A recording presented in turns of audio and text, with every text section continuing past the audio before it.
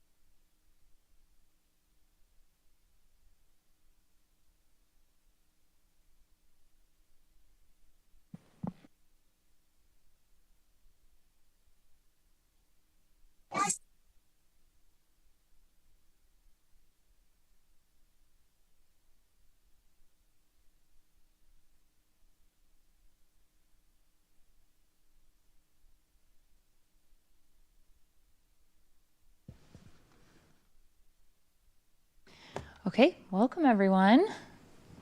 It's 6:31, so we can go ahead and get started on these first few agenda items. And do you mind doing roll call and approval agenda? I'm calling the meeting to order at 6:32.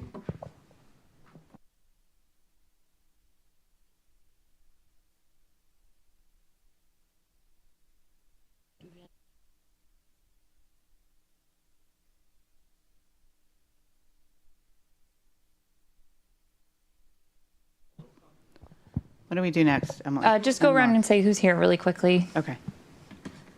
Anne? Greg. Mike Gaffney. And then online. Ashley Arrington.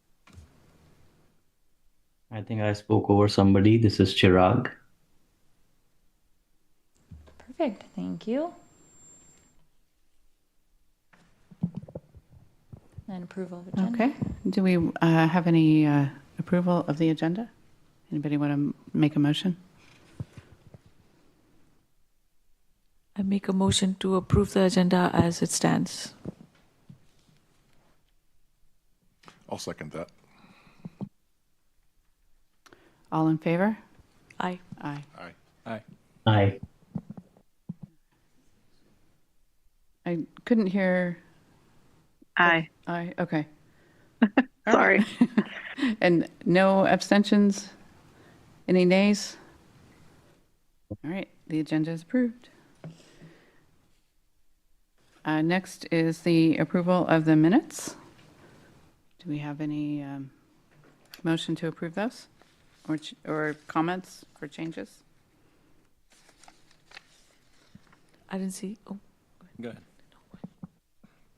I have a comment. I don't know if it's a big enough thing to make a revision, but I think the name of the platform that the commissioners are using to add thoughts and ideas is Miro, M-I-R-O, not Nero, but it's a typo. I don't know if that's worthy of a revision or. I don't know, but thank you. Yeah, we can fix that, thank you. And if you are anyway going to update it, you can fix my name spelling too. Yes, sorry about that. No worries.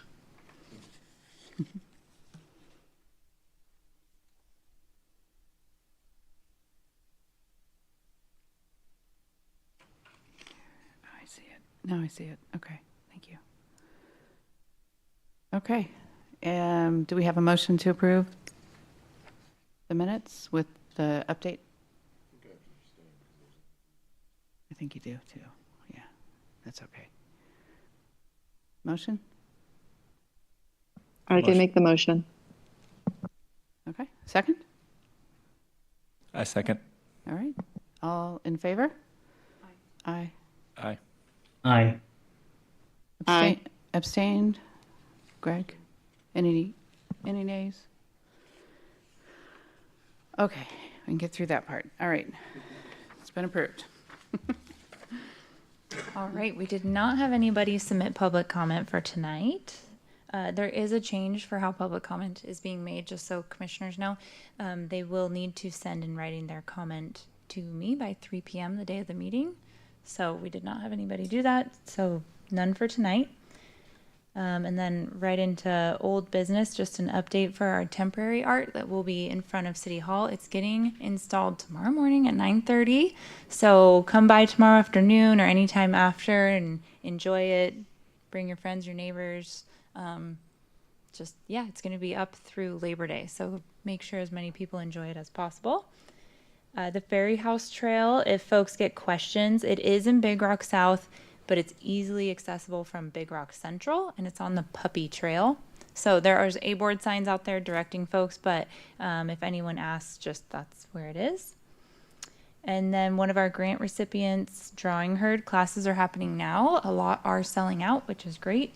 And the link to the Eventbrite on there, if folks want to sign up, is in your agenda. You can click on it through the electronic copy you had. So if you want to attend or, take your kiddos, your neighbors, feel free to sign up. Udeshna, did I see a hand? Yep, go ahead. Yeah, I had a question about the ferry house. I sent you an email. I'm sorry, I'm talking to you this way because it's hard to talk that way. Oh, sure. I sent you an email about the ferry houses, and I walk my dog there every day. There's just one sign that's close to the trail, so it's not really visible from either side of the park. And I'm just wondering, now that the 4th of July event is over, if we can add more signage to that trail, because I don't think anybody knows about it. And it's the same thing what happened last year. Yeah, we can put more signs out. We have new signs up? I can go put extras. There's just one, and it's super close to the trail, so it's just hard to find. Hard to see. Okay. Yeah, we can put more signs out. Thank you.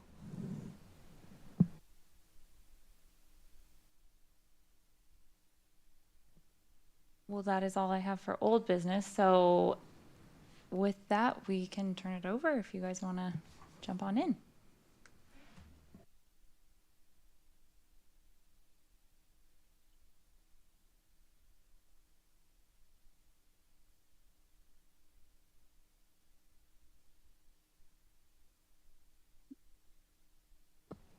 Thanks. Great. Thanks. We want to talk about a few things tonight. Tonight is much more nitty-gritty. The first discussion we had was kind of wide-ranging, and it was great to hear some thoughts and ideas. I love the idea of the art and nature, the art and technology, where you feel like there's some visibility, et cetera. Tonight we want to give you a little update on where we are in getting the community outreach set up, and talk, especially with Carolyn, is going to lead our discussion on really some of the nuts and bolts of things. So, Sarah, do you want to start with the community outreach? Yeah. Right. Just to give you all sort of an update on what we're thinking we're in the process of drafting out pretty far along on the community engagement plan, and that'll be given to staff ASAP so they can review it. But we're looking at a number of activities. We're kind of focusing more on some of the depth activities, more interviews, focus groups, and talks with community organizations. But we also have some fun tabling events over the summer to get out and meet with the community.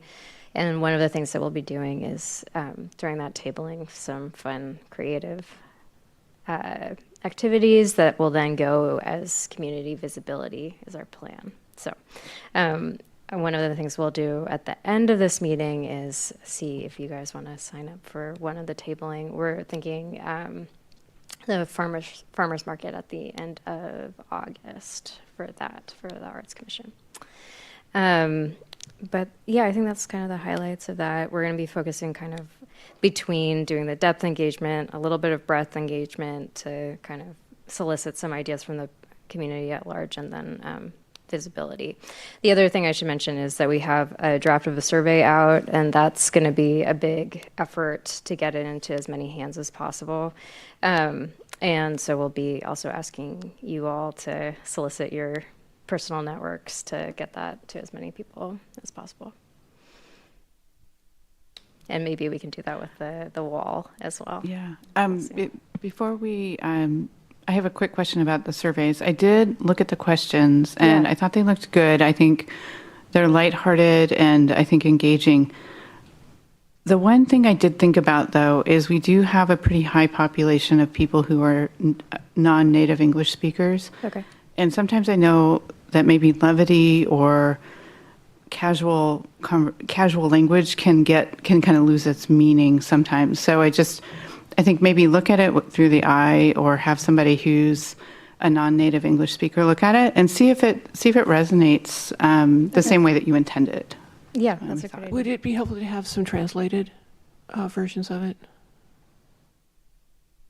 I don't know. Have we ever done translated surveys? I vote yes. Okay. Yeah, I we mean, can- if we can, I think that Okay. makes a lot of sense. If you're Yeah. targeting seniors, the city does run a senior program, and a lot of people there are non-native, so it might help to do that. Okay. And I was also thinking about youth, and Yeah. now that school's out, it might be difficult to get them to participate. Yeah. So we'll have to figure out some Yeah. strategic ways to do that. And I think we're planning on kind of keeping the survey open for almost the duration of the plan, so that we can kind of continue to do a roundup and see what gaps we have in terms of population, and make sure that we're. Yeah, sometimes when everyone. you get the first round in and you show people there's this survey and this is what people are saying, they're like, well, wait a minute, I need to take that. So we'll leave it open as long as we can. I think going to some senior centers with paper copies, and maybe we have people on staff that, one from India, one from China, so I think we could deal with some language issues with folks. So, we'll work with staff on some thoughts on that too, but would love your thoughts of, the senior center's obvious, some of the youth programs where there are kids in the summer, we can do that to at least get a first round. Yeah. Yeah, thank you. Yeah, that's great feedback. Thanks. I think that's kind of a wrap on that, but yeah, we'll get that to you Yep. for your next meeting. Okay. So we should, you want to jump into the Yeah. number two, or did you want to introduce it? What's the next slide? There we go. Yeah. So I think one of the really interesting things about an arts commission is what your role is versus the nonprofits and artists that are out there in the community. It's a special role that you have that's both, foot in community and part of the city infrastructure.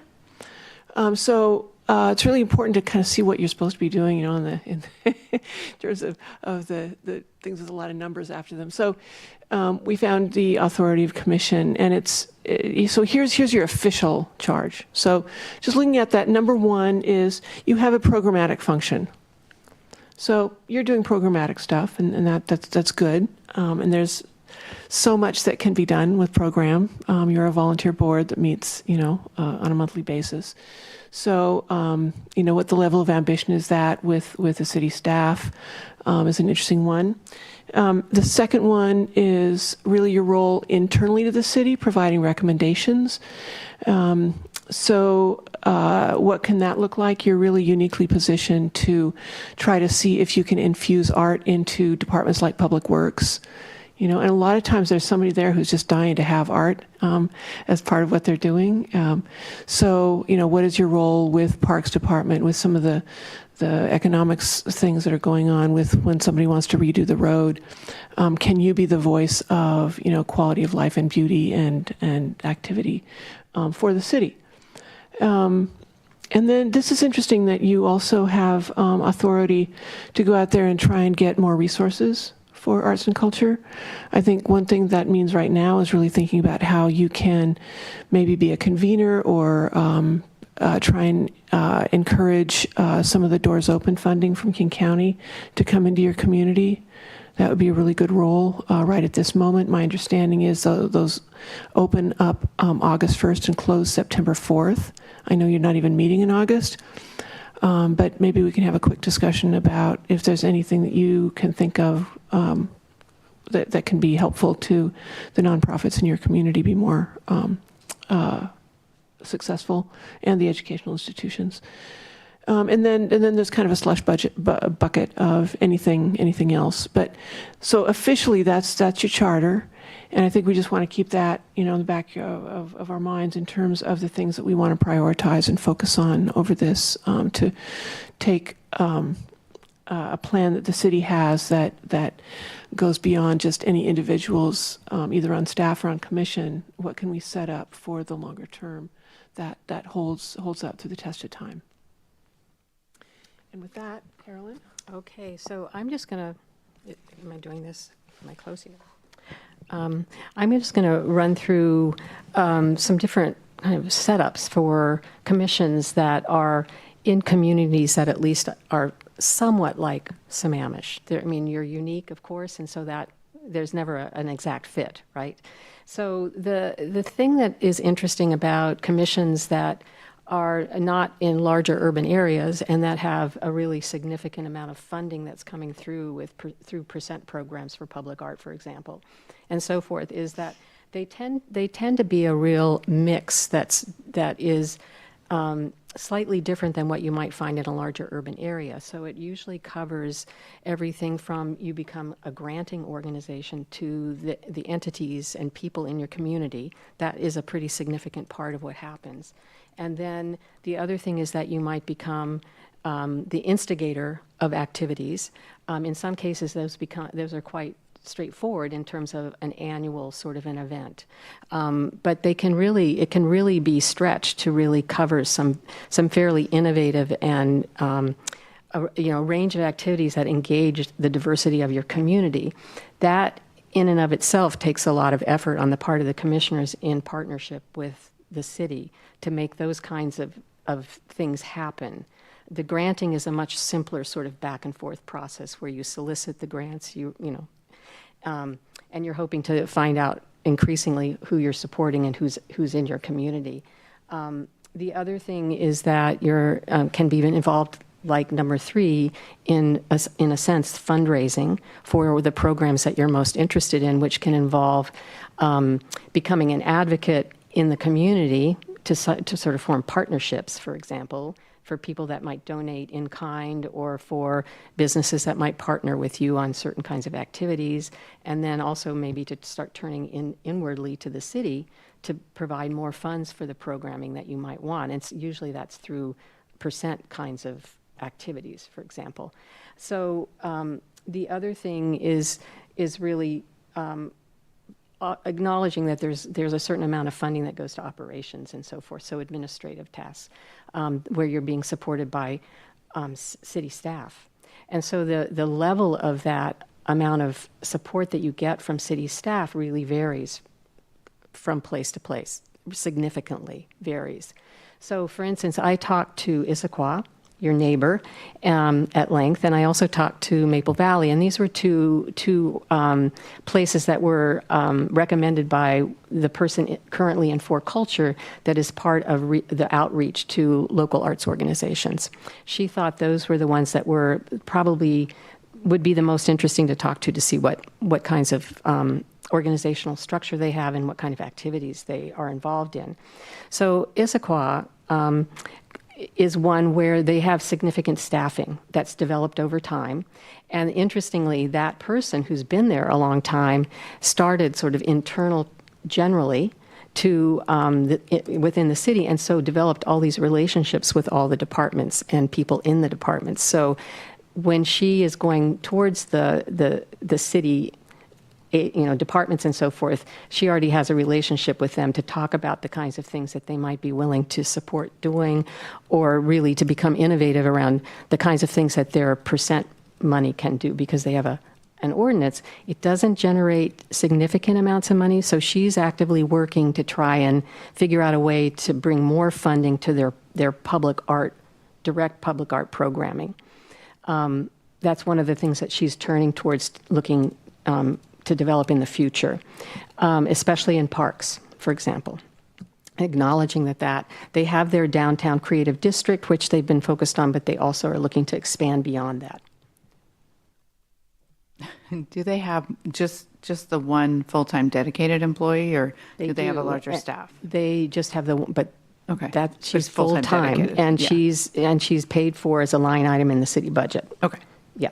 Thanks. So they're covering that relationship between their arts commission and the city staff.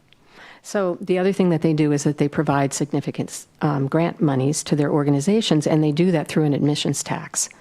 And that admissions tax was set up quite a long time ago, and it had been generating a significant amount of money to disperse. They're in a current shift because of COVID, because the money is generally coming from 2 movie theaters. And of course, COVID really put the kibosh on that, and it's not really coming back up the way that they were hoping post sort of lockdown. And so it was about $350,000 a year was at the height was being generated by that admission tax. And that's another thing to consider, is sort of how does the community support the arts? Whether it's through an actual head tax like the city of Kent does, or whether it's through an admission tax, or whether it's through line items in the city budget, or whether it's through ordinances that generate funds. And that's really kind of also that's the ground level of trying to understand where you get your funds in order to go forward, because the only other alternative really is to get donations or write grants to any kinds of other, where we all go for grants in the arts. You're actually writing grants. And in that case, you need somebody who's really set up to be able to write those grants for you. So you mentioned a couple of really interesting things, the admissions tax, and also the, in Kent, they have kind of like a... They have like a head tax, yeah, you would a head call tax. it. I mean, I know nothing about this sort of thing. Is there like a resource of different places that we can look for just ideas, just to see what's possible? This is something that Annie Seeger on our team is really, really good at, and she'll be looking at some of the finer points of financing as we go along. Yeah. Nice. Thank you. Yeah, and there should be, the one thing I don't know, the other thing that is really coming up a lot is that there's a number of smaller arts commissions and so forth, and they take advantage of the local arts agency meetings, and that's been really supportive, and there's a lot of exchange of ideas by just tapping around, and a lot of people would go to For Culture to get that kind of assistance, and they're constantly reaching out as well. So Issaquah is a pretty straightforward package, right? The one thing that they're trying to do at this point is to really they give significant amounts of money to the Village Theater, of course, because that's their main upfront arts organization, and they also give money to their symphony. But they're trying really hard to kind of push the Village Theater to continue to look for funds outside of just the granting that they expect, grant monies that they expect. So they're doing some work towards kind of looking more broadly through their community to try and encourage the various art organizations to be able to develop, and then to be able to understand that they can be funded. So that really, I think Amy Duke there would say that's really the most significant part of what their work is the granting and support of their arts organizations. Not so much individual artists, some, but pretty much organizations that are working and going out towards their community. Interestingly, the Maple Valley has this, they really started as a kind of volunteer-run organization that they were the beneficiaries of For Culture coming towards them and acknowledging that they were an underrepresented and under-supported community. And so they got a really small grant. There was one volunteer that had been pushing arts in the schools, and they got a very nominal grant of $1,500 to start looking at how they might develop some kind of organizational structure there. And so on the shoulders of this one main volunteer, she started getting people to meet together. And what they ended up doing, because they did not have a city council that was interested in the arts at all, they ended up just deciding that they would be an active community-based organization, and they quickly decided that they would become a nonprofit. So they became a 501c3. The For Culture continued to support them, and they developed a range of programming that was, again, sort of somewhat grant-based for the most part, and And then what happened was that King County came towards them, their representative came towards them with a $25,000 amount of money that they set aside, and they decided what they would do is that they would find a physical space, and that they would program and partner with that physical space around a range of activities that were generated both from the community, and also they would make decisions about things that they could offer the community. And so that got rolling. They found a building, and they renovated it, shoestring, very shoestring, all of this. And their volunteer board for the nonprofit basically took on all the responsibility for handling everything around that. And they took on the responsibility of writing grants, for instance, and then finding business partnerships. And for some reason, it sounded like the businesses in Maple Valley were very supportive of the arts.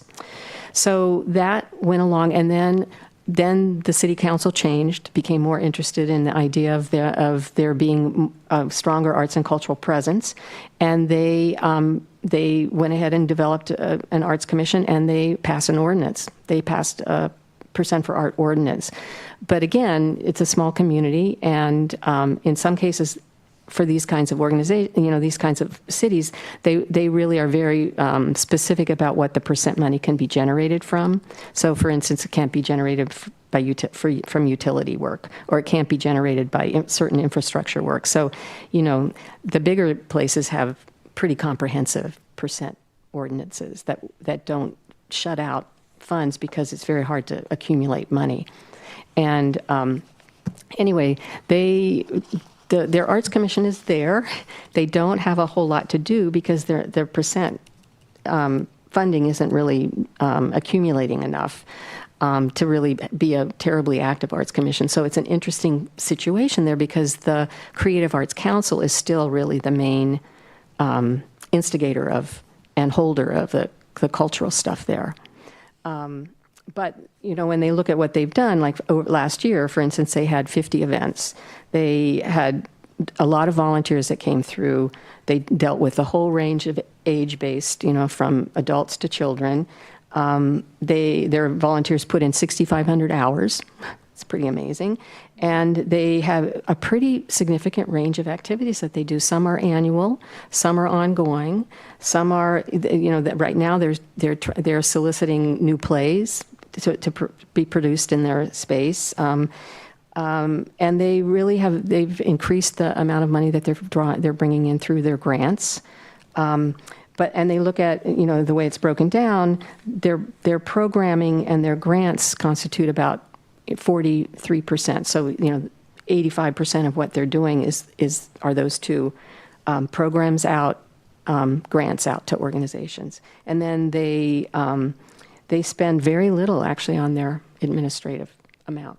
You said 40%? 43 for grants, 43 for programs. And so there's a total of 83% or so that go to programs. And how does their budget compare to ours?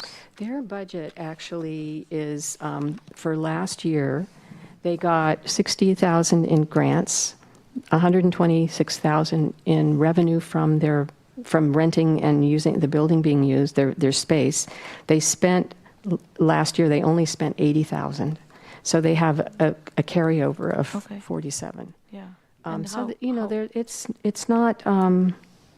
It's not insignificant. Yeah. And how are they structured? Like, is it like a separate commission, or is it under like a parks department? Theirs is under the parks department, which is really pretty typical. Yeah. When you don't have it, a larger urban city can have a separate department, but for the most part, the smaller cities, everything's housed under the Parks and Rec. Yeah. And do they get a lot of support from like Soco Culture or? I don't think they are part of Soco Culture. Mm-mm. They're not. Okay. No. So it's really up to, as I was saying, ultimately, it's the public art ordinance, the percent monies can be a main part of what's going on with the arts commissions. Yeah. Unless there's unless and then the city council making making allowances to put it as a line item in their budget because they've decided to support it.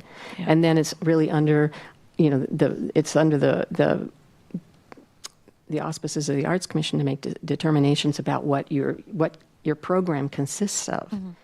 So, and that is really, it's always an open door for any kinds of activities that you want to support. We were talking about the range of, some having poet laureates, having places where artists can be in residence and having a lot of interaction with community, having a series of temporary or permanent sorts of things or annual things that happen in the locations that you think are most significant for your community.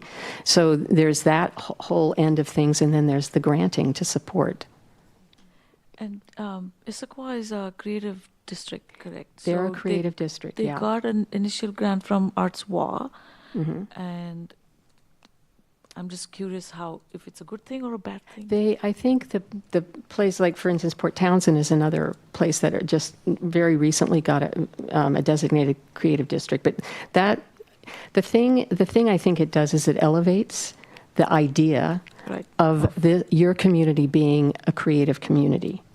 But Leslie was saying it doesn't bring a lot of money necessarily to you. It gives you some clout in terms of really being able to describe Yeah. what's important. Yeah, it won't make you rich, but I think there are some reasons that it is an interesting program. First of all, you can go on their website and look at the materials that you have to put together to apply, which are really well done. A lot of questions that, how do you think about yourself? Where is this creativity? So I think, even if you don't want to apply, I think it's a really interesting thing to just read and Yeah. kind of ponder. Yeah. Um, That and Our Town, NEA. Yeah, Right, there's right. that too. No, that's ArtsWA. It's ArtsWA. Yeah. Yeah, we can send a link out, but it's the creative districts Yeah. under ArtWA. And they also get those communities together to talk to one another. And, I think we don't talk to each other Yes. enough about anything, both near and far. But I think really the biggest thing, I think, in my mind is that you have decided that you are a creative community. So I'm not sure you're ready to meet their criteria yet. Yeah, I don't think so. I don't think you are, but I was just trying to be nice. But I think it would be really nice to look at that and say, wow, that's what a creative community looks like. Let's think about that and how we could get there. So, when Carolyn's talking about some of these different cities, it's just so fun to look at different places because Yeah. everybody has their own, flavors and unique characters. And arts planning for different communities is a very different thing one to the next. And I think one thing that really stands out to me when you're looking at like a Maple Valley is, first of all, there was somebody who was just relentless, and bless their heart, but there's a capacity building thing. So where does that capacity building come from? And Four Cultures is something that has a great history in our region of helping to do that. There are other places like White Center that had a funding agency that got their community stuff together that, has really paid dividends for decades now. So for you guys, how can you get some capacity building going? And boy, I would love to try and figure out how to get some doors open, money for capacity building. Yeah. And we would have to do that pretty quickly, but it means that, Four Culture did a study just before COVID of cultural health, and it's online. It's really interesting because they've got the funding that every community in King County has received from different sources. And it's just fascinating. If you're a wonk, I guess I found it just really fascinating. But what the takeaway for me was that the cities that had organizations to get funds and artists to get funds were the ones that got funds. So if you don't have anybody in Sammamish sending them a grant proposal, You're not getting anything. Right. So the question is, who's gonna turn in some grants? Who's gonna help them if they don't know how to write a grant? How can somebody help get some of these people that would be fantastic if they just could kind of get going a bit? So capacity building is where can you find some leadership? Where can you find some resources? And it could be anything. It could be a student organization. It could be anything that is even if they're not an official nonprofit yet, there are or other organizations that can sponsor them. So I think that's one thing that I would love to see happen here, is that you start to get some organizations that are stronger and get more resources, more experience, more visibility in your community. So I think that's one thing that I really hope we can talk more about and get set up for in the art plan. And I think when you look at these, when you start looking at what's going on in these different places, the amazing thing is that there are a lot of groups that are doing things. And one of the other things that was interesting about Maple Valley is that they've put, for any grant that they give, you have to have a very clear designated public benefit sort of thing. So, there's all kinds of ways of sort of building, it's another form of capacity building, because you're making sure that everything is touching some aspect of your community that then builds and builds and builds from there at that point. We have a very small grant program, but that's also one of our focus, Right. that it has to have a public benefit. Right. And so, I don't know, knowing from working with nonprofit arts organizations and being on boards for them, I don't know in the end about the whole idea of having the ability to continue to write grants to bring more money in, right? Right. But it's worth considering, because if you don't have the sort of funds that are coming from your city or from this decision to actually have the community support the arts, that's one of the effective ways to bring more money in. And it also builds your idea, you have to build your thinking up about what you're going to apply for. What's that going to be for? So given that we're thinking, maybe thinking about this capacity building, and we're kind of early in the stage, what would you recommend that we start potentially doing at this point, if anything? In terms of In terms of thinking about this idea of capacity building, right? Given this concept, where would you start? I would say that one really good role for arts commissions and cities is as a convener. Again, in just the spirit of we don't talk to each other enough. As we start with the outreach, finding organizations that might be hidden in plain sight, getting some people together. I think a lot of times we don't realize what we have. There was something last time that we talked about, an amphitheater, and just walking out the door, there's such a great space to be used. Is that getting used enough? The idea of visibility. I'm just looking at the fence, along 228th, and I know that there's regulations about the fence here, but it's really hidden. So you have some really great things, and I think one of the things is really taking those gems and making them, shine. Is something that is one of the easier things to do right off the bat, and then really being strategic about building on success. So what does the city have? The city has space. It may not be all the right spaces, but taking the most advantage of those and in a strategic way is really a really good start. But finding the people, because it's always about the people,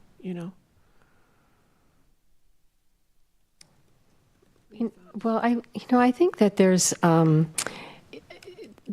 this is part of what makes the work of being on an arts commission fun, is to be able to start to brainstorm about some activities that are doable, that are in a place that you really think the city can actually bring people to. So, of course, we've talked a lot about parks. People in Sammamish talk about their parks, and they go to them. And, to start, and some of this might be able to piggyback off of these outreach projects, but just the idea that you're coming up, and I don't know what about the ferry houses, for example, I just finding a set of things that happen consistently over you decide on what period of time that's going to be, and you load it up to have this sort of presence is really critical to get over the hump of being somewhat invisible, and then you start to hear more about what it is. I mean, we're part of that, of trying to determine what does this idea of culture and art in your community mean to people? Yeah. I mean, how do you all are willing to volunteer to do this, and I'm assuming you have an idea of what that means or what you want that to mean for your community. maybe you start talking about that expressly, and then that brings up an idea for something that you can do specifically to just share that we've talked about all kinds of things that you can do very inexpensively along trails in the park that all of a sudden shift the way people are experiencing that park. It's through a cultural lens as opposed to just feet on the ground kind of a thing. I think communication is something that we have always struggled with. So letting people know about the fairy houses, for example, it's such a wonderful concept. It's just It so sounds cute. rather cool. Yes, and the first year it was immensely successful. The second year it was vandalized. So we moved it to a third location where nobody knew where it was, and now we moved it to the latest park, but again, nobody knows where it is. And so I think we really need to focus on how do we get this knowledge out to people that, hey, we're doing this, or this is an event, come do this. I think we've always found it a little challenging. You know, it's not just you, by the way. I mean, people used to read newspapers. They don't read newspapers. People used to use Facebook more, and just like, it's very fractured in terms of just how people get information now. So it is a struggle, and I think different parts of the community use different methods. So there's a peach jar is something that the schools use. So I think it's a software. My kids are out of school, but it's a software that the schools use. We use that. Yeah. Yeah. So wondering what, for that first round, what the successful modes of communication have been. Something worked. But it seems like you must, you know your community. So I come here, I know about the parks to a certain extent in Sammamish, but you come here and you just see tons of people going into the Y, all ages.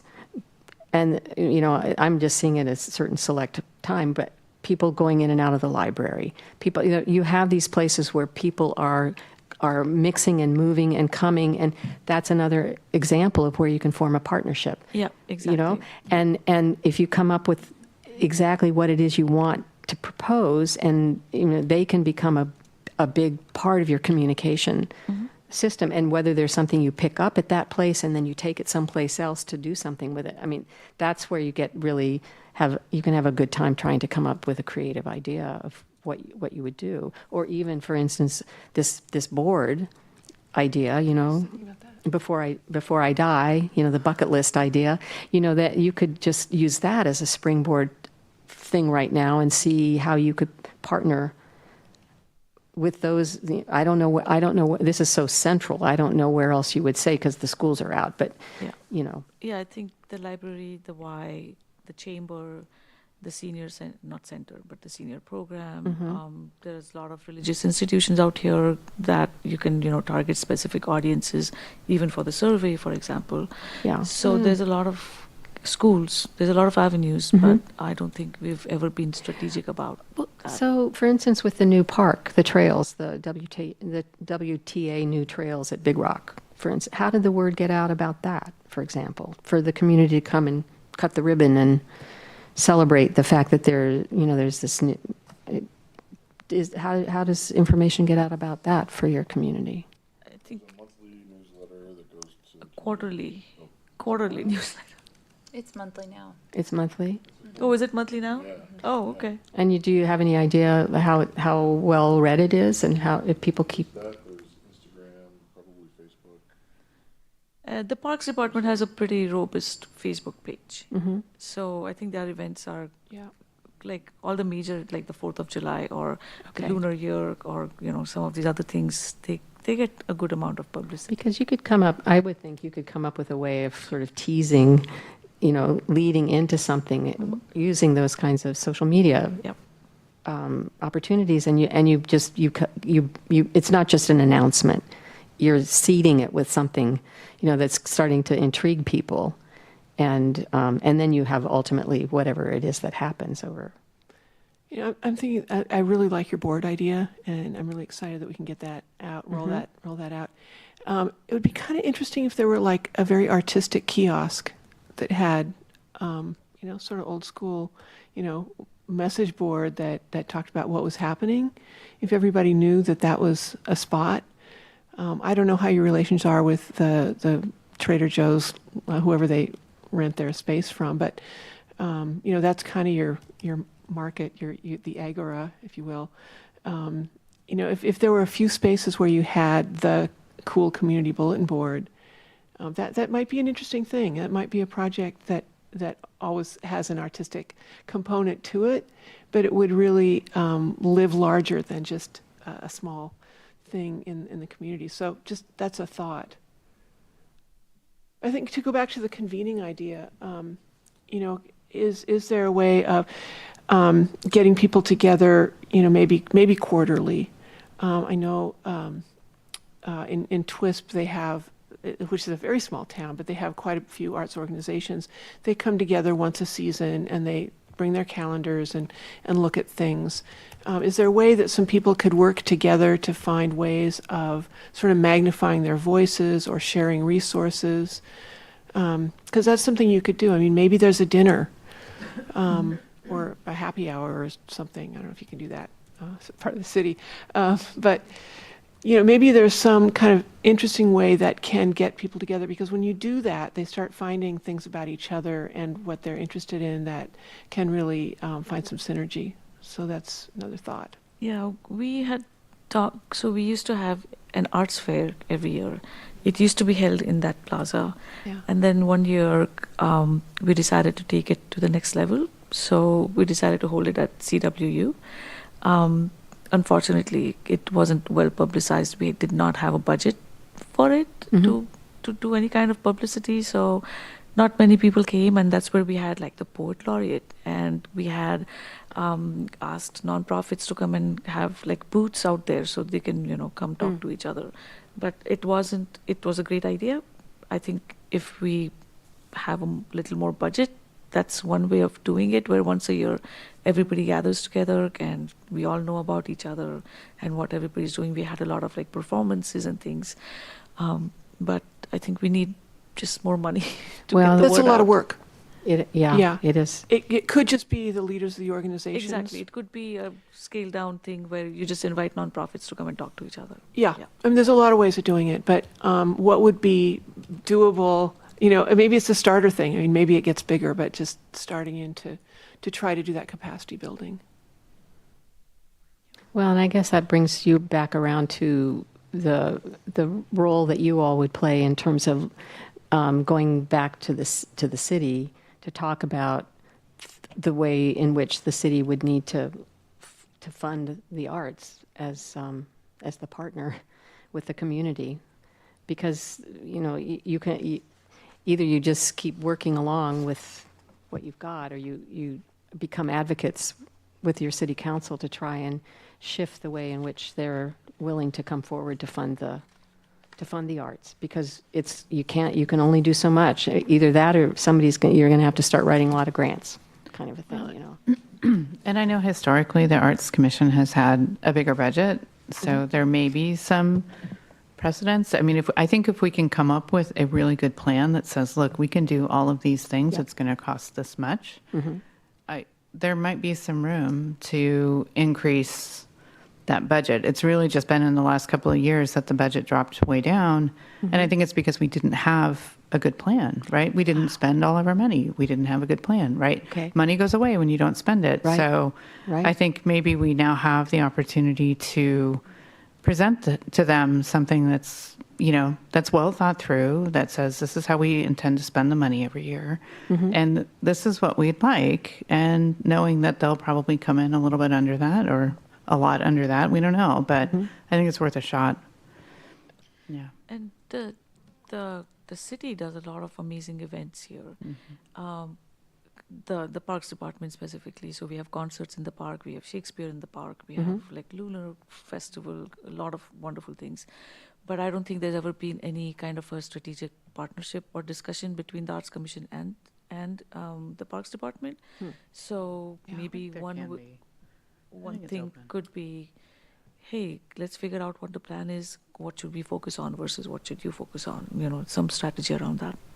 Well, Yeah. and that's where the Arts Commission can also really be more, have a really deep, a deep understanding of where the community is. What does the community need? How can you build it's partly capacity, but also just how do you involve more people, more diverse people of different ages, all of that too is something that you can come back with your idea of how your programming really complements what's happening in the sort of the normal kind of programming, because what you're describing is pretty typical. A lot of communities have that, everything from, a lot of it's summer based.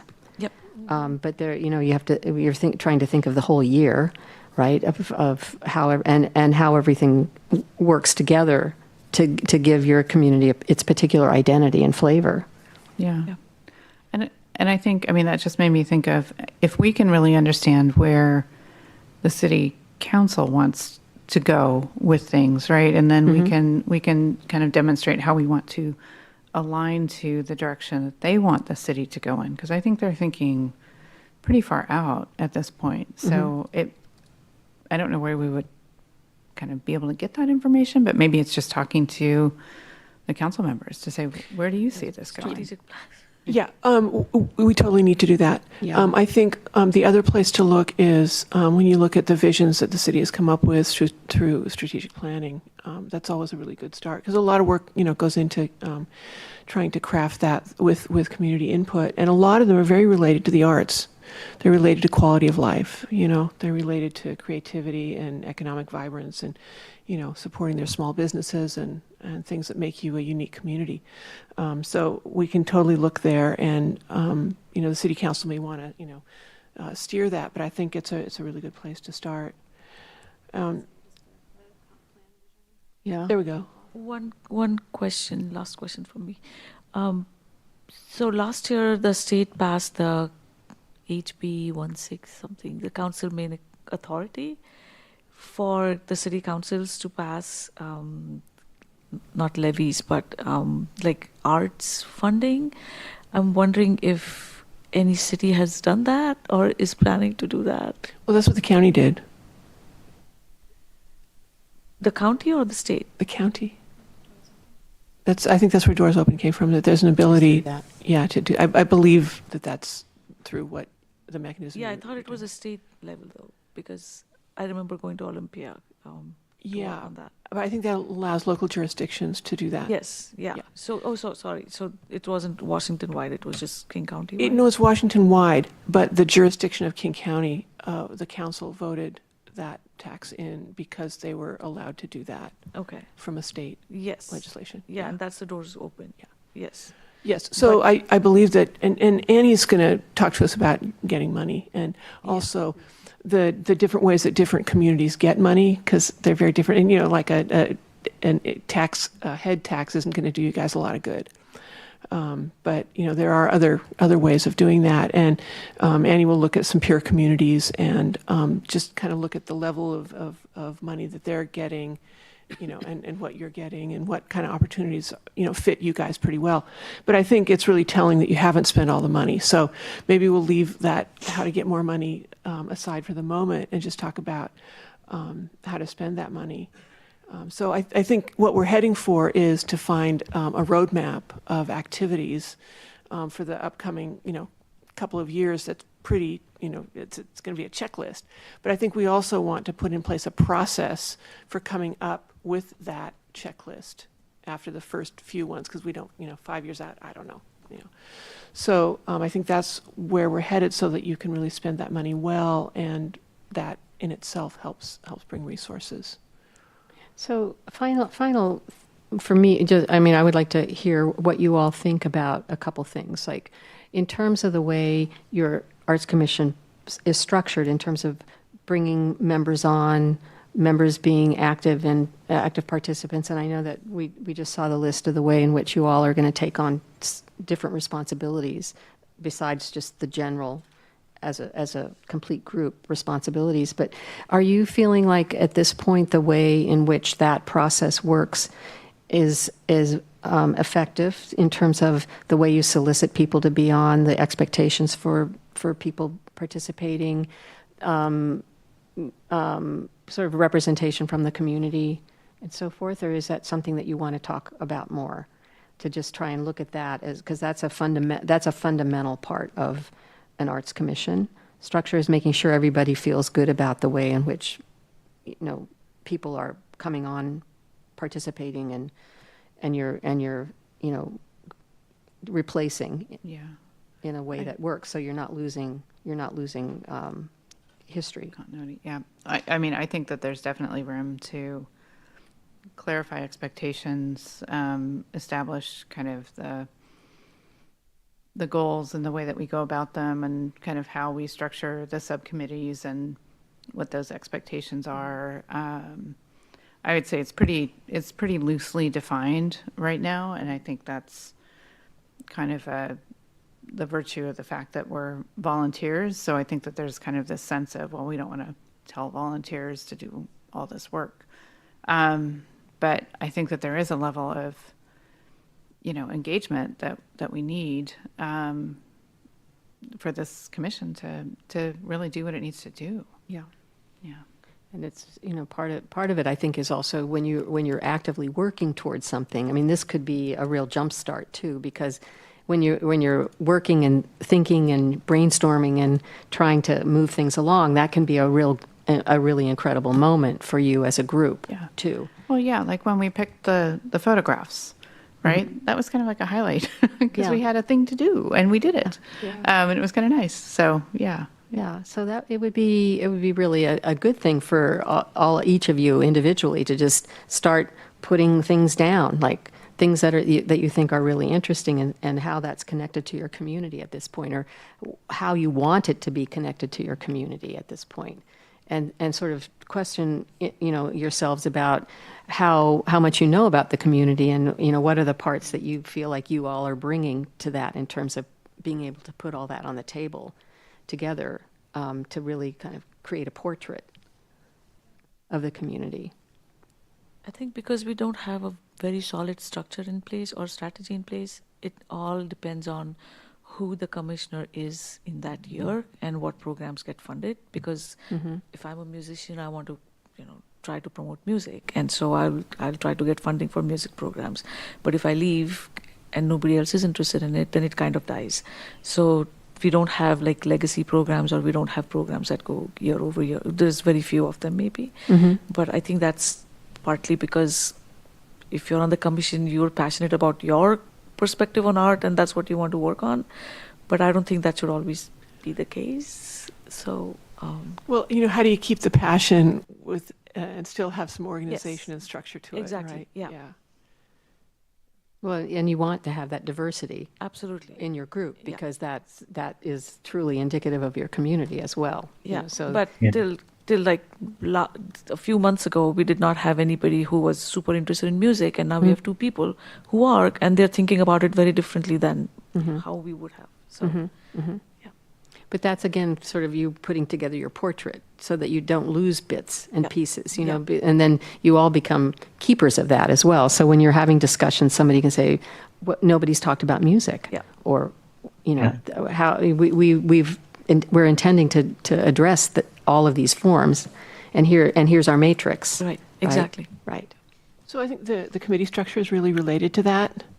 And is this fairly new, your committee structure? I think we started last year. Because with you the have we music have- now. We've We had do have subcommittees music for now. a couple of years, Couple but yeah, years, we yeah. move them around. So. Yeah, music is new. Yeah. I have a comment. Yeah. Oh, sorry. Yeah, so when we talk about what different commissioners bring to the table, what they may be passionate about, firstly, I don't think the way the commissioners get selected, that is not really representative of what the community wants, because it's a very volunteering kind of a process. There is an application you fill out, you are in front of the council, and you become a commissioner, right? So even if, let's say, in the example we were discussing, there are a couple of folks who are passionate about music, let's say, is that what the community really wants? Which means we need to have a good picture of what is it when we talk about citizens of Sammamish, and what they expect to see in terms of art. Are they looking for more visual richness around the city? that city has a character or personality of its own, or are they looking for something else? Do we have those answers? And if and when we get to those answers, then as we recruit commissioners, then we are recruiting not in a generic way, but we are recruiting for these are the programs which are defined. Otherwise, it will be more ad hoc. Year after year, we are doing something. Some things have continuity, some things don't. So I think it is important to define what is that 3 year or 5 year roadmap for the Arts Commission? What is it that we are setting out to achieve? So those are some thoughts I wanted to share. Thank you.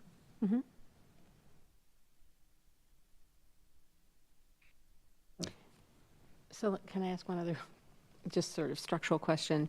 Do you, as the Arts Commission, review the applicants, or the staff does? The staff does? You don't? Council does it? Okay, so they go directly to the council. Okay. So then, again, that's really important for the council to be completely up to speed. And are there you're criteria you're at giving this them, point? yeah. Does council have criteria for that, or are they just, It's not individual.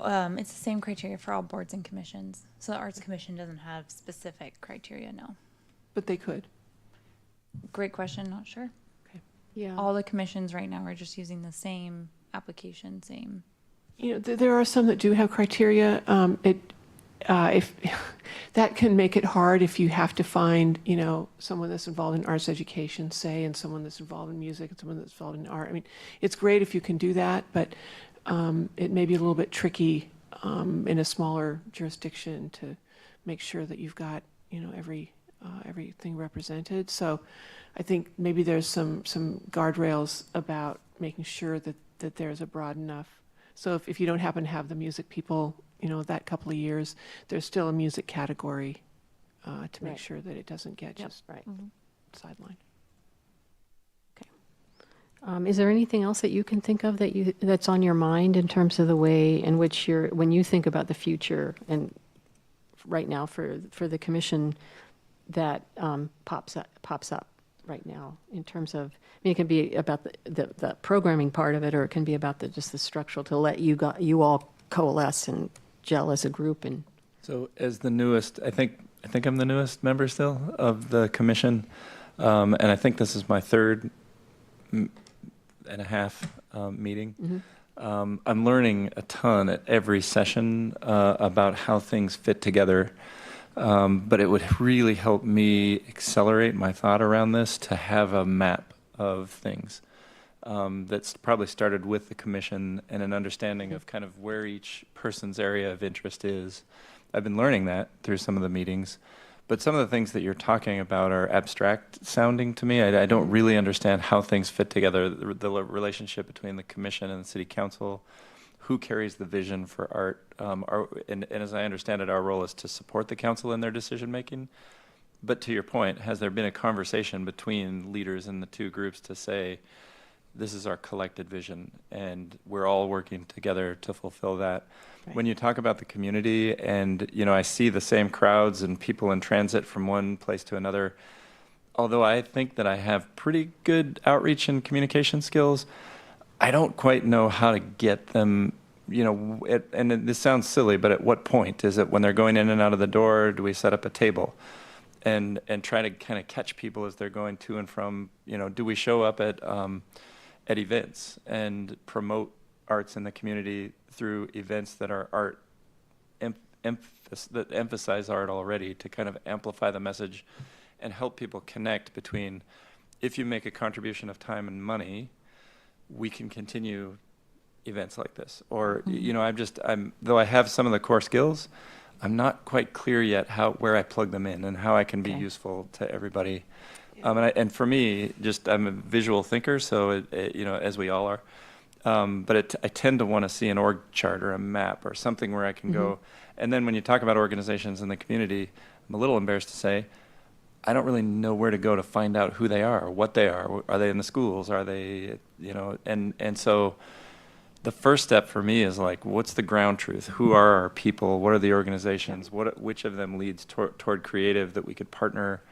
But part of me is just wanting to know, like, where do I go? Who do I talk to? Because I think once I engage, I can be really helpful. Okay. I just don't know who to do it, with. Does that Well, make sense? Oh, yeah, of course. And it's part and parcel of all these sorts of groups is that if you bring in the new people, you have to have a process for being able to orient them so that they have the basics and they can be brought up to speed. And so that's another thing that needs to be talked about is that how do you do that? And who does that? Yeah. Last year, I had floated this idea of starting a directory of all the artists and organizations in Sammamish. It just didn't go anywhere, but I still want to work on that idea because that's one way of just making sure that we have everybody on our roster. So if we have a program, we know, hey, there's this talented artist in Sammamish who we can call, and we don't have to call somebody from some other place. So that's one idea. And going back to your earlier question about the structure, last year we had also briefly discussed this idea of, or maybe it was in a subcommittee, about having a calendar where right now what happens is we come with our own ideas. Nobody's done a lot of research around what it is. Then we spend an hour discussing it and voting on it, and it doesn't go anywhere. So how about establishing some criteria as to this is how much it's going to cost, this is how I want to do it, this is where I want to do it, and then you come with some concrete ideas, and then you can vote on it when you have all the knowledge. So that doesn't necessarily happen. And it shouldn't happen in every meeting. I feel like there should be a cadence where, okay, January, let's all get together, let's figure out what our programming looks like for the next 6 months. Let's figure out, bring your ideas for the next meeting. Let's all approve them and let's get the budget for them and start working on it. So by the end of the year, we're not like ending up with a lot of money and saying, oh, we didn't do anything. So that's been a pattern the last couple of years. So. Well, I think you actually just started to answer you said what you should do, which is you should be doing the planning if you want to do it in half your chunks or whatever it is. But yes, you need your roadmap, and that has to be based on what you set in place for this kind of. You just started working with a structure and matrix already. You're not reinventing that every year. Exactly. Right. So that you're not spinning your wheels. Yeah. And the matrix also should be very clear about, okay, we want to sponsor these things because public benefit, because because we want to support local artists, whatever it is. Criteria. If it's, The criteria for it, yes. Well, and I think we can use the big boards as kind of our use scenario, our use case, right? To say, because we actually did get that done. It was a little bit bumpy. It was a little bit hard because we had to kind of go back and forth, but we actually did it. So I think we can look at that and say, okay, what were the things that we did and what was successful and how can we replicate that into a more systematic approach? Right.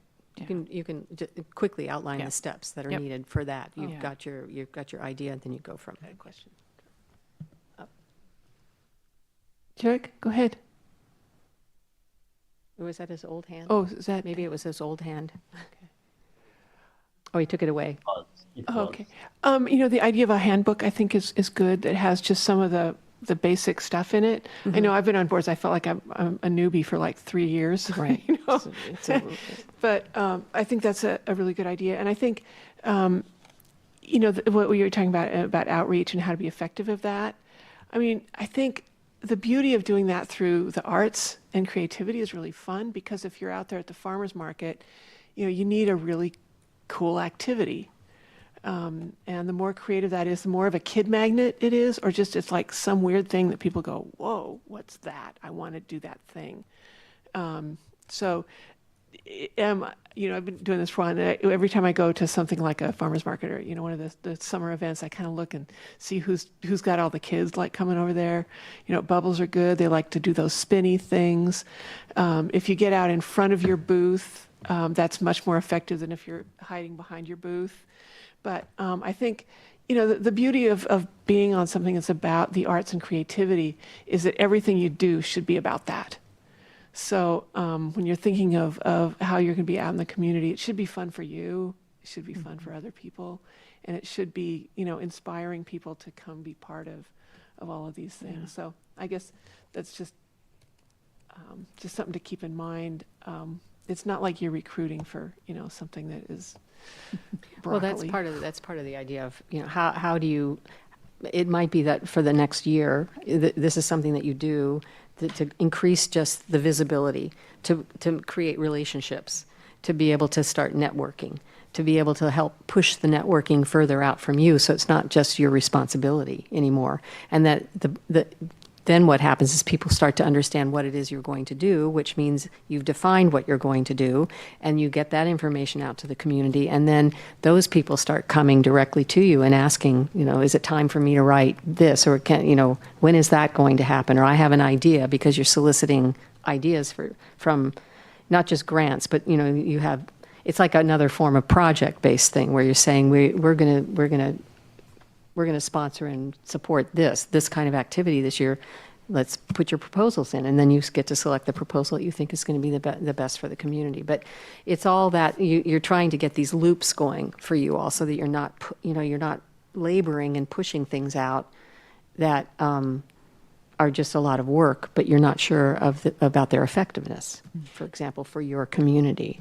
Well, and you've talked about visibility. I think one of the things to do is every time anything happens, somebody gets a grant, celebrate the heck out of it, because other people go, oh, they got a grant. I'd like a grant. So I think celebrating even the tiniest of successes, and then successes can get bigger. I think the directory is a great idea, and I think that could be for artists and for arts organizations. And we could start with our former grant recipients, right? Just get the list started. Yeah. I mean, we have some. And I but think yeah. if you start, again, sort of picking the places in your community, starting to get down into the nitty-gritty of the places where people go regularly, just the important places that are part of everybody's lives. I mean, the public art stuff started as being able to just infuse the public zone with a layer of beauty, unexpectedness, things that cause reflection, so it's starting to really look at that too, so that you're starting to create a kind of a roadmap of where you want to go, what makes the most sense here, because you can't do everything. So you can start to prioritize that stuff. What if, as part of our Walking to the Outreach, we put out a press release and on Instagram and Facebook and whatever, soliciting people to be part of the directory? If you're an artist, if you're an arts organization, if you're arts adjacent, we would like to put you into a directory and, give them a few weeks. But the people that start coming in, I think we could get a letter out from the Arts Commission, because I want you guys to have visibility too, to say the Arts Commission would like to bring to your attention these granting opportunities. Please note that these are due September 4th. If you need some help, if any of you have, suggestion, you probably know how to write grants really well. So if you're willing if somebody's willing to assist an organization, or they can call us, you've got us now. So if somebody wants some help with a grant getting put together for Doors Open, maybe we could offer that up. Is there an education component to that for these groups? Are they aware of Doors Open? Or I'm just trying to, again, sort of understand what the conversation looks like. I wouldn't assume that at all. Okay. No, I was talking to somebody who has one of my favorite arts organizations. It's small. Yeah. And on a shoestring, they didn't know about it. I'm like, ugh. But isn't usually For Culture has a lot of support? Do you think they have a support structure right now they do for the individual artist grants. They have all kinds of workshops and Yeah. do you think they're doing that? I think a lot of I used to be part of the East Side Cultural Coalition, and that's where all the East Side arts organizations meet every other Friday. And that's where a lot of information gets shared. Yeah. I don't attend those meetings anymore because I work in Seattle now. But I would say there's not that much awareness in Sammamish about any of these organizations.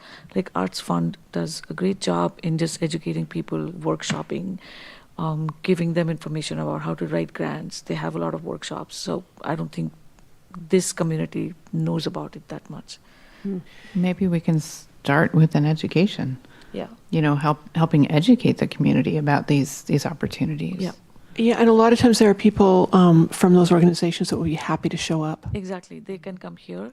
And there's also neighboring, like Issaquah has a grants program, Bellevue has a really good grants program. Right. They have wonderful opportunities for artists who are not from Bellevue or Issaquah, but other artists. So I've sat on grants panels for Bellevue, where we've chosen artists from like South King County and other places. But Is that for projects or for actual grants? Just for, if they're gonna do are they going to do a project in and grants? Okay, Yeah. yeah. And Bellevue has a huge opportunity right now because they started this program called Cross-Cultural Center Without Walls, because they're trying to test out what a cross-cultural center would look like.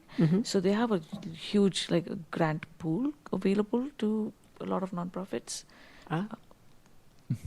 I'll look into what they're doing. That'll be good to check Yeah. and see. Okay. Yeah, if you need an introduction, I can Okay. send you. But this is the kind of stuff that makes capacity building. This is capacity building, right? Yep.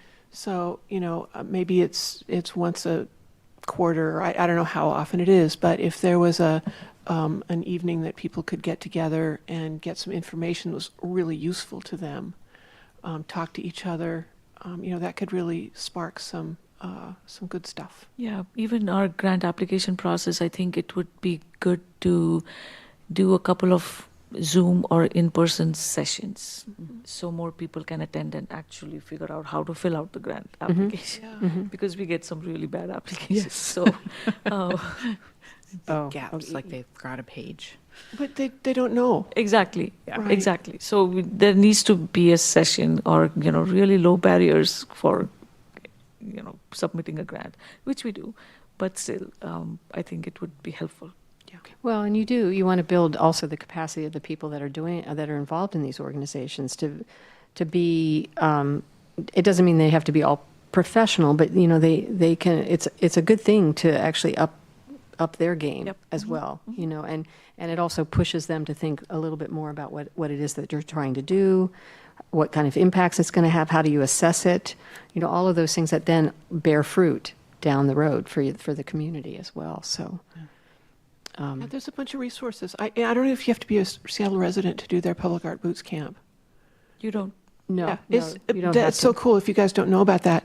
So, like, if I love to draw, how do I become a public artist? There's just things like maintenance and a structural engineer and, graffiti coding and stuff that you don't know if you're a fine artist that might want to put your work into public realm. So they've got a program called Public Arts Boots Camp. And so people that want to jump into bigger work outdoors can learn about stuff they need to know. So there's great resources out there. It would be fun to help the artists in Sammamish know about those resources and really grow their skill set and visibility and economic, hopefully. One other thing that's occurring to me is, so I really appreciate the Maple Valley case study because it started very small. When I think of a community like Issaquah that is rich in culture, multiple theaters, lots of music venues, a music school that I'm super thankful for because I'm a student there myself, and but it's so far out of reach for me in terms of how did they get there. And I know some communities like the city of Kirkland has a great book that was written a few years ago that's all about the history of the city, going back to the really mid-century and how it was planned and how it was executed and what's important in that community. I think of Kirkland and Issaquah. I love them equally for different reasons, kind of like my kids. But man, both of those towns are way out of reach in terms of like, what would I even do if I wanted Sammamish to be like Issaquah? And so I really appreciate simple examples. And for me, I tend not to want to invest a lot of time talking about what I'm going to do. I tend to want to do something. And so, how do we start small and plant a seed that grows into a tree rather than bringing in truckloads of mature trees and trying to plant them to emulate or to become like cities that we admire and respect. And that's a good point. And that's part of the, that it would be, I think, invigorating for you all to sit and allow yourself to have some brainstorming sessions. We can be part of that too. But This kind of just feels to like really, one. to Yeah. really kind of, to have a specific goal. And that's a really good way of describing it right now, to sort of put the parameters around it. And so you don't get overwhelmed, right? So, and then we can jump from that to sort of start to build a matrix that makes sense, for this first year, say. What will you do, and how will you break it up into maybe 6-month chunks, kind of a thing. So it might be that the next, we have a gap. Your next meeting. The next meeting is I was September. just thinking with the farmer's market and us wanting to have a table there, maybe that's our first little brainstorm session that we sit down and we go, okay, how do we want to do this? What do we want to do to attract the kids, to attract the people, to get them to, spread the message that they've contributed. Maybe they have like a butterfly pin, right? I was just going to say, since I have I voted. Yeah, thing on exactly, kind of. That just came, it's like, Yeah. like if you could do that and have them walk Right. away with something that then is just sort of a walking billboard. Yeah. I'm making Sammamish beautiful or something. I don't know. But we could do a little brainstorm on that and see, because I think, especially Ashley, I'm looking at you. She's got great ideas for things like that. So, we could maybe do something like that. Well, yeah, I don't know if you can do it. I mean, if you can have coffee together or something. Whatever, because I know you're not meeting before the tabling. I think four of us can meet, right? 4. Yeah. So 4 of us can meet, and it's not considered on the record. So. Okay. I think there's also a lot of ideas, and getting everybody organized and getting you a plan is going to be really helpful, because then you can infuse that with the ideas, because ideas are really frustrating if they don't happen. I think, Mike, you guys don't have to be Issaquah, and you don't have to be Kirkland. I think the question is, like, what should you be? And Sudesh was talking about these different arts organizations that get together, because it is a larger ecosystem than your city limits. And so, we're part of a city infrastructure here, but what is it that is going to work for you guys as part of this system of things? You don't have to recreate your music school. I mean, it's really great they have one. But I bet there's a ton of kids here who are taking lessons, and somebody's got to drive them somewhere after school, and, Anyway, I think just understanding the best of what you can be as part of that system is really worthy cause. Yeah, and when I said the same, just to be clear, I mean of the same caliber, and clearly we would differentiate, because we already have Issaquah. It's a great community, and how do we elevate ourselves to our vision so that we differentiate, but that we're that same caliber of community. Right. Yeah. Yeah, and that's good to keep the bar up there. Yeah. And that's another thing that you can just assume is going to be part of your role, is to do things at that level. So, but the other thing I just want to say, because for some reason this has popped into my head, the other thing is that you can come up with activities where you have one of the things that can happen is that you can have the idea, you could contract with somebody, like an artist, to then be the person who oversees and does that. Like I did a project on Bainbridge Island where they wanted people to come to new land that their land trust had just assumed control over. And so what I did was I then turned around and got 5 other artists to do installations that were there for 3 months on that land. Hundreds of people came to see that and to wander through this new piece of land and become acquainted with it. But that, I mean, not saying you do that, but that's the kind of thing you can also do, where you set the stage to then partner and then have that happen too. So, that's again where you become you're the instigator. Right, and the resources along with that. And that was not a particularly expensive. I mean, there were stipends for the artists. It was not a particularly expensive, and you had to use materials from the land, kind of thing, so. Anyway, just a thought to keep that in mind, there's another form of partnership. Yeah, that's right. Are there other kind of structural issues that you want to talk about tonight? Because we're going to go off and think about this and think about what tools we can give and processes. Well, can I ask one question right now in terms of who you have on your Arts Commission right now?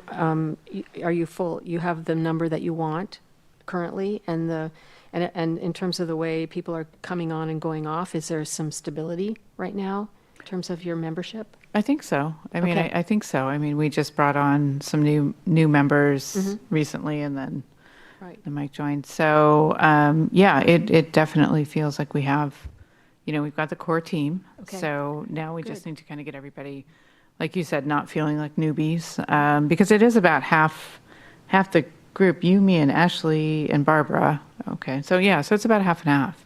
Okay, Have been on for a while, and half are about new. So good. Okay, that's helpful to know, just the current status.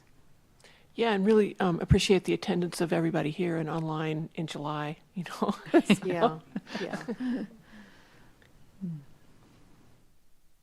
So is there anything else that's sort of like front of mind?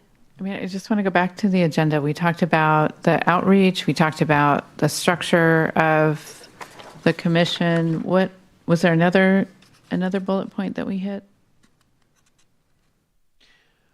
Yeah, we wanted to see, look at the schedule and opportunities to hang out and talk to people about arts in Sammamish. Sarah, we're going to try and sign some folks up for that. Oh, yeah. Let's talk dates. Yeah, so we were thinking tentatively the 22nd of August for a farmer's market. And yeah, I think it is a really interesting idea for you all to come up with some sort of tabling activity as well. So I don't know how we want to sort of proceed with that. Yeah, Or if we've got that's- an option for you, but if you want to come up with your own, that's fine too. Yeah. Yeah, so let's maybe hear it.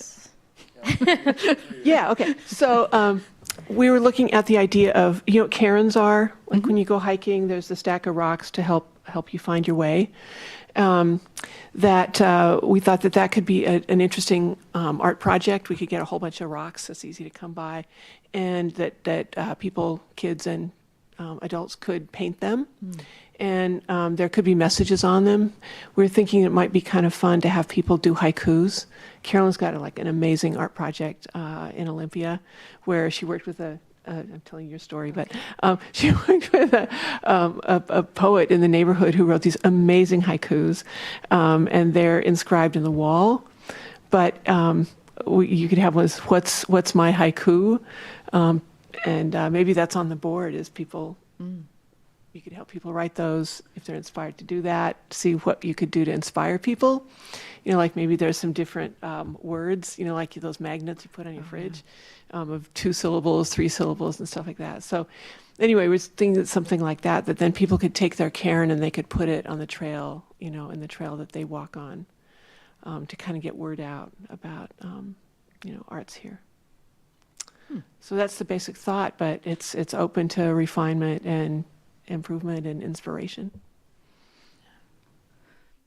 I think we have some supplies to do that already because I did a Yeah. Sammamish rocks Oh, awesome. Yeah. thing one year. So I think we have like acrylic markers and stuff too, if that is something we want to do. Yeah, we should test to make sure that the markers work on the rocks. Yeah, I've used some paint that was harder to get off than I thought, so don't go there. But anyway, so this is something that could be, could be at the markets and start showing up out in the woods. Do you think the survey will be ready by then? So we'd want to have, maybe like a QR code where people can Absolutely. jump on the survey. Absolutely. That's And the give 'em plan. stickers for that. Is just, yeah, I think we're trying to attract them to the table Okay. and then second ask, Okay. fill out the survey. Yeah. Definitely. Okay. Can you be a messenger? Yeah, and then, Oh, Right. yeah, The yeah, idea of what, Yeah. actually take something out, but also the idea that you're... yeah, yeah. Maybe give them butterfly wings or something. I don't know. Something with a pollinator theme I think could be fun because it's summer and pollinators and kids. I don't know. It all goes together. Maybe I bet we could get some bee stickers. Designated bee Pollinator city. pollinator city or something. So I think it fits in right with the theme. okay, Great. they've got another theme. Great. Yeah, I think that's really something to build on too. I think the fence, the slats, is really great. So, kind of figure out what worked well on that. I know there's a lot of effort that went into getting, I guess, over 200 of them painted. So let's look at what's worked and see if we can build on that too. That's Thursday, August 22nd. Yeah. Yes. What time? The farmer's market? Farmers market's on Wednesday. That's on Wednesday. Yep. The wrong date. That's okay. August 21st. August 21st, okay. Well, heaven forbid. In the markets. We'd show up on the We had 22nd. a pretty lonely Okay. table. Where is everybody? Just the, What time, Sarah? That 4 to 8. 4 to 8. 4 to yeah. 8, okay. so is there a 4-person restriction to, I mean, does that constitute It's- like a commission Yeah, gathering? yeah. Okay. So we have to limit it to 4 people. 4 or less people? I mean, I'll absolutely volunteer. Great. And then we're going to be out there at, which date? So, sorry. We're planning on going to Silver Jubilee and then Farmers Market. Here, I'll pull it up again. Just so I- And Silver you're welcome Jubilee's to, on the you're welcome to 16th. hang out with us. That's, Right. that's always Yeah. fun. So if there's interest in having and being more involved, of course, you know, we would love as much staffing as possible. And I think Yeah. the more that you can be talking to people directly, the better. So let's see. Let me just pull up my schedule really quickly. Silver Jubilee's August 16th. August 16th, yeah. Yeah. So August 16th is one. That's the Silver Jubilee, and then we're in our schedule. We have the first one would be August 7th. So that's also potentially an opportunity for us to try out this cairn idea and see if it works and adapt as needed. So if anybody wants to be part of that, that would also be great. And then and for whatever reason, it's not coming up on my phone, but I think it's September 12th. There is a family fun fest that the Okay. Chamber of Commerce is putting on Oh, cool. in CWU. And I think, and that's the one where they've offered to give the Arts Commission a table where we can use some of our art supplies to, again, attract children. Okay, great. But yeah, that would be another opportunity. Okay. Great. Yeah, let's put it on the schedule. That's great. If we have thoughts about activities that would require materials, like if, for instance, we let the kids make like beaded bracelets or something that they could wear around that would kind of also promote, how do we get supplies? Does our budget allow us to buy inexpensive things? Yeah. Okay. Yes. And we might have them already. Okay. So, yeah. Yeah. We have a lot of stuff. You make a proposal for it, Mhm. and we will approve it. Okay. So I'm thinking. That's Do it. the research, come up with the cost. Okay. Why don't we get a couple of you guys that are interested in it, and we'll work with you and kind of get all the details and figure out all the, the details of stuff to bring Okay. and how to use that board, I think. Yeah. What's the board that we're talking about? Greg, are you in on that? Oh, it's it was originally called the Before I Die wall. I don't know what we called it now. It's just, It's, Yeah. It's a, Like a vision? yeah, it's a mobile wall or semi-mobile wall that we can set up around different venues and can serve as purposes. Place for people to paint, place for people to put their thoughts on there. I can't remember all of the ideas that. Okay. chalkboard, there was a chalkboard on there, so, Yeah. yeah. it's just- Oh, that's right, the Instagram artwork, yeah. We could Okay. easily print out a title across the top. Yeah. Yeah. Yeah, it would be Yeah. So it would just be paper we could attach it to. Multi-dimensional. Yeah. Okay. So did Greg and Mike volunteer? I'll volunteer. I'm not sure what I volunteer. volunteered for. That we talked about a bunch of Yeah. different dates. Yes, we really did. Okay, so I think the first thing that we're asking is somebody who would like to be in communication directly with us in order to kind of come up with an action plan for the tabling event. And that includes all the activities that will be happening, how we're utilizing the board, et cetera. So Do the legwork. we'll do to the be clear. legwork, but I would appreciate your guidance. So if you would like to be involved in that, and I think we would convene that probably within the next week, next week. Then I don't know if you want to raise your hand or indicate. I have a question about what you guys, for the wall, are you talking about using the backside of it? Well, And the when do- sides, What's happening with the wall? Sorry, I Do your can't hear mic. you great. Do you mind? Sorry. There are two sides for every panel that creates the wall. And then there's a panel could go on each side of the wall. So it's a big aluminum frame, and there are 4x6 sheets of plywood that are either painted or have the chalk paint or are primered so that they can become whatever it is we want them to be, or someone who's got an idea. We've talked about magnetic whiteboards, cork boards. We don't have the Right. we don't have the Oh, there they facing are. on there Oh, yet. there it is, yeah. I guess Great. I understand the wall. My question is like, what's happening with the Before I Die? When will it be ready? And then do they plan on using the other side? Because I'm guessing Before I Die will be on one side. I'm just looking for a little bit of clarification on how they intend to use the wall I don't and think we how have a. Before I Die works out with it. I don't know that we have a plan to set this up for the Before I Die. We are just talking about using this to build community awareness of the strategic arts plan at the farmers market in August. So is there a plan in place to put it up for the Before I Die kind of aspect of it? Yeah, that's what I'm trying to get an update Yeah. on. I know that Greg had sent some stuff to me and Emily. Okay. And so I'm just Yeah. trying to wonder where we are, but I Oh, yeah, so don't know. the verbiage needs to be printed and applied, and that needs to go through the city. So I sent that to you and Emily today. So it's a matter of finding a city-approved vendor to print out the, I guess, vinyl wording that would be applied to that side of it. And then whatever else wants to be utilized.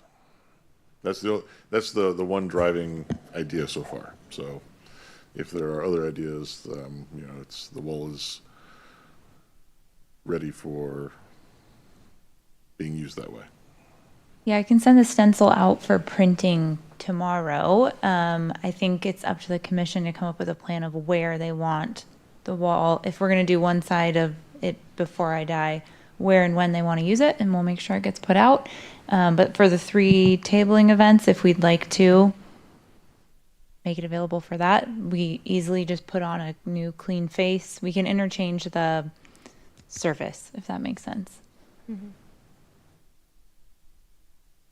So we can schedule the wall for different use every day if we wanted to. We just need to have a plan of where and what we're using it for, and we'll make sure that we have the materials ready to go. Great, okay. We'll mastermind that and work with you, Emily. Yeah, okay. You guys still need a point of contact. If you guys want input on that, yes. Okay. If you don't, we'll cook something up, but we'd be happy to work with anybody that wanted to work with that. Like you said, you might have some other thoughts on activities, so, And is the thinking that each of these dates would be the same activity? yeah. So it'd be, okay. If nobody else wants to, I'd be happy to. Great. I've got Okay. availability next week or this week. Okay. Okay. I'm thanks. also willing to help with the wall aspect just because I do already have a vested Yeah. interest. When are you back in town, Ashley? I'm not back until August 10th, Okay. but I am available by phone Perfect. or Okay. text or whatever. Okay. We can do Why it don't we come up together. with some thoughts and we'll run them by you and see what you think. Okay. Okay. Perfect. I'll keep you in the loop. And then is the table staffed by us exclusively, or are you actually staffing the table and we're there with you, or? We're going to be at some of them and hoping that you guys can have staff some as well so that we can have more presence. Yeah. Yeah.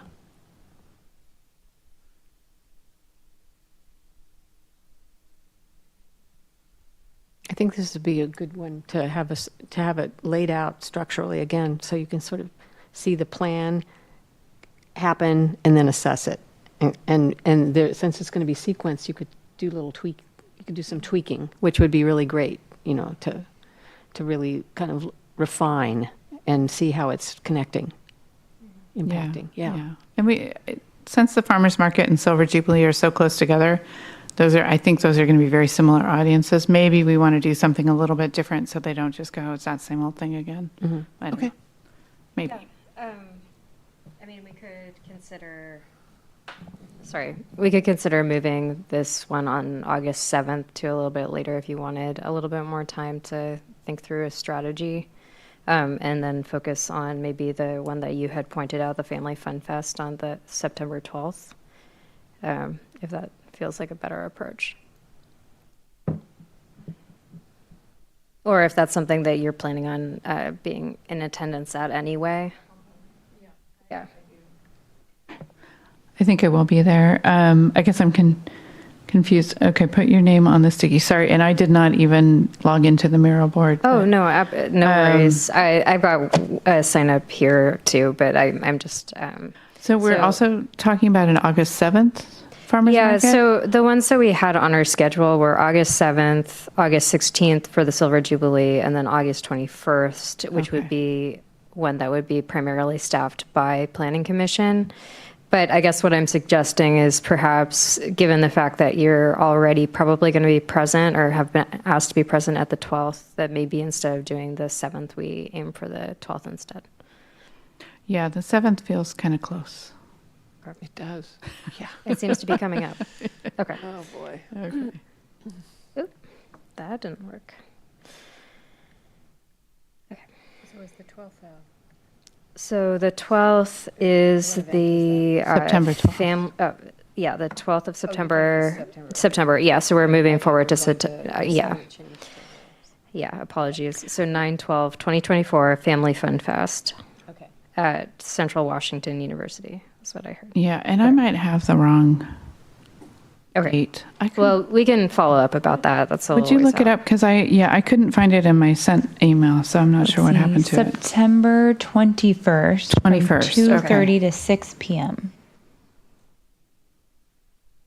2:30 to 6 p.m. Emily? Yes. Okay. Yeah.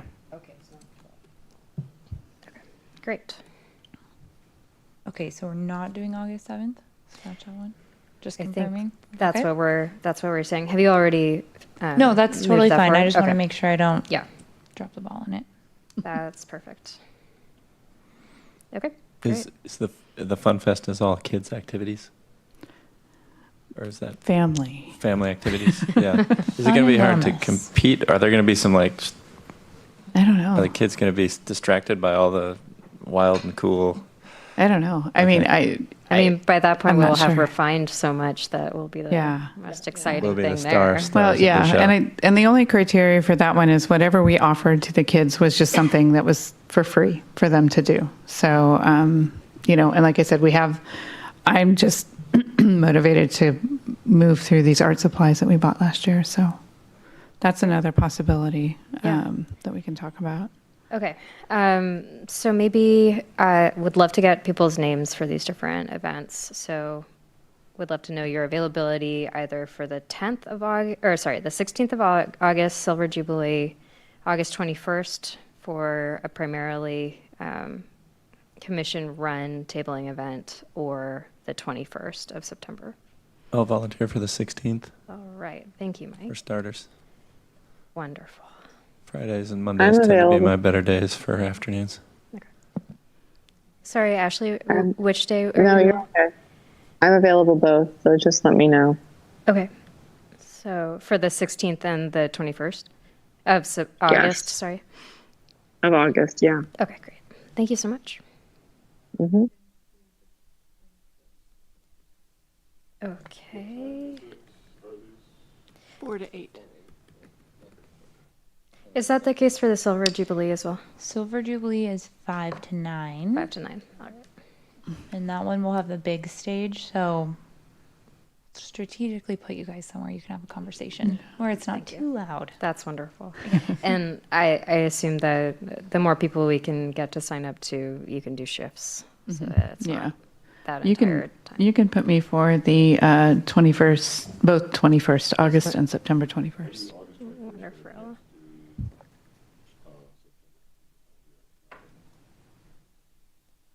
Okay. And Anne, do you have an E? No. Thank you. Great. Okay, great. And Greg And Greg's said, on August Greg said 21st. August. Okay, Yeah. great. Wonderful. All right. Cool. Thank you so much.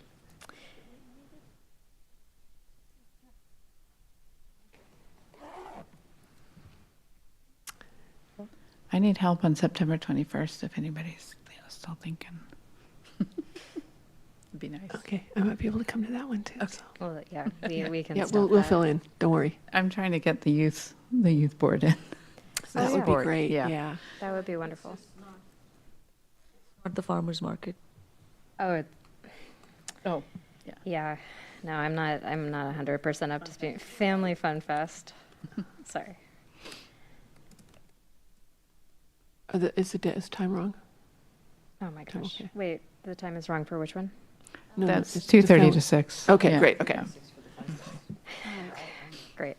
Well, Well, we'll also yeah. follow up with an email and make sure You can put me down for the 21st. for this guy. Yeah, since great. we're, yeah. Wonderful. Thank you. And that's the one that's at Central? Yeah. Yes. Okay. Well, thank you for a good discussion. Yeah. It's really, really good to talk with you guys and see what's working and what needs help. Yeah. Yeah. Thank you very much. This was Okay, good. well, enjoy August without the meeting, but at the farmers market. So we'll see some of you there. All right. Keep us posted if you have the conversation. Yeah. Just Yeah. keep us posted about any conversation that you might have with Yeah. the work, not the official commission, but just to, okay. Definitely.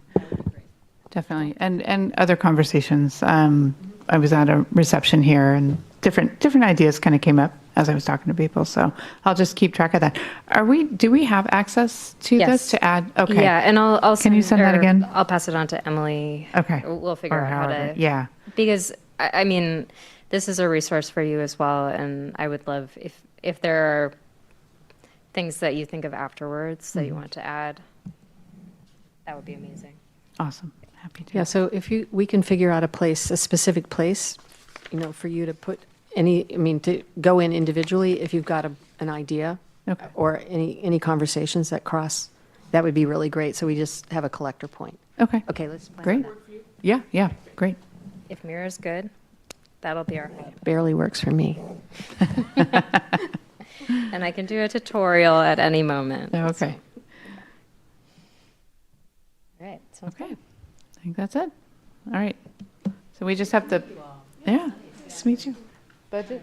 Yeah, Do we you can wanna do just budget? wrap up the meeting quickly. If there's any subcommittee reports, if any subcommittees want to share anything that they've been working on or upcoming news, it's okay if Yeah. not. Nothing from the strategic plan.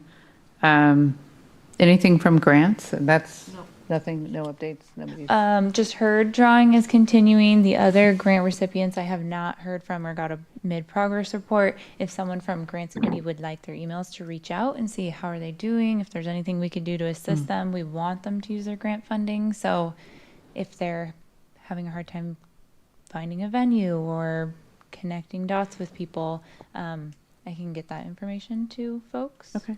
Can you just send that to all three of us? Yeah. Go ahead. Sorry, I just wanted to let you guys know that I had somebody reach out to me and tell me that they would appreciate some sort of, I know Sadeshna mentioned this, so it like kind of ties in, a class or something to help with the grant writing process. They were native and they basically said like they don't understand how it all works and that they would need help in order to do it, but that they were interested. So I think maybe it's just something the grant committee, I guess, should be aware of and like maybe think about. And I can talk to Ann more, whoever's in the committee more Okay. also. Yeah. Sounds good. I think we kind of touched on that earlier in the conversation when we were talking about the idea of grants, but more from the standpoint of us as an arts commission seeking grant money, not teaching others how to apply. Yeah, I think a nice way to do that is just to record a session so people can, can find it later. Maybe it's on your Facebook page or somewhere easy for people to find. But that way, you don't have to find a calendar date that works for everybody. Perfect. It That's a may good be idea. worth even revisiting our grant application. I don't know the last time it was really combed through to see if the questions we're asking we still find applicable and what other people are doing with their grant program. So it may be time to look at it from the ground up, and then we can walk people through how to apply successfully for that. Could we see your application? Yeah. Okay. And is there a list of who you've awarded grants I think so. Yeah. this year? That would be great to have as well. Yes. Yeah. Okay. I think it's all Thanks. public record. Yeah. Emily, is that in the list that we've been working through? Yes. Maybe would you be able to just indicate in the spreadsheet which ones are grant recipients? Yes, because I think I gave you contacts all the way back for records that I have years back. So Okay. we can go through and highlight Okay. some. That would be awesome. Thank you. Okay. Anything from outreach? Nothing. Okay. I did meet the new comms manager for the city, so she seems lovely, and I think there's an opportunity there to maybe, I don't know, generate some awareness. City Hall exhibits. I hope everybody saw the amazing photographs out there. Like, I was just blown away when I saw those last week. Thank you, Emily, for all that good work. Thank you, guys. It looks great. And any movement on music? No, okay, not yet. Music. Oh, go ahead. I just want to say, I noticed Mike has also joined the music subcommittee, Yes. right? And Venkat and I have not spoken, but I have done some bit of investigation. So, Mike, I don't know if Venkat will be available, but I'll send out an email to the three of us and I can share those ideas. We can build upon it and maybe we can present in the next meeting. Yeah, that sounds great. Okay. Awesome. A quick thing for the City Hall exhibits. These photos will be up through the end of the year, and then January we've lined up for Eastlake High School student.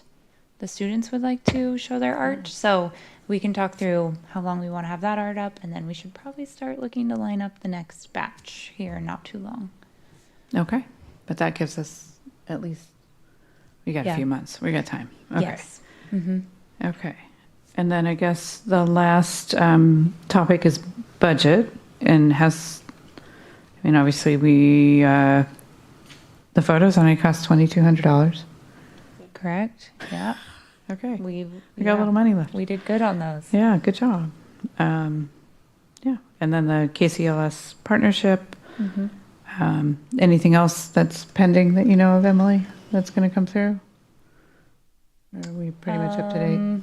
I think there's a few more coming up this year with the King County Library, which is great. And then I haven't heard anything back from Rachel Kim with the youth board. I know she spoke at a meeting a few months ago with some ideas, but the youth board kids, I think they're on summer break and are enjoying themselves. I am going to anticipate we will have some grant funding possibly left over at the end of the year that can go into the unallocated. So here we are, July. We're not meeting in August. If there's any projects that the folks see that they want to do early 2025, it might be smart to use end of budget 2024 to support those programs, or if it's supplies we need to purchase, that's something we can do. Because we have another line item in for City Hall exhibits, but if we're not going to have anything up, that's also going to go into the unallocated. Yeah, we Right. hung these ourselves. We didn't pay for a professional, but for some exhibits, I think that will be an expense to anticipate. Okay. All right. Any questions on budget? I know. Well, we're ending up with more because the pictures didn't cost as much as we thought. So, I think you should keep that in mind as you have a brainstorming.